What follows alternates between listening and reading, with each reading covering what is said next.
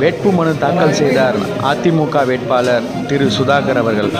அதிமுக கூட்டணி கட்சி நிர்வாகிகளுடன் வேட்புமனு தாக்கல் செய்ய வந்தார் கும்மிடிப்பூண்டி சட்டமன்ற வேட்பாளர் திரு சுதாகர் அவர்கள்.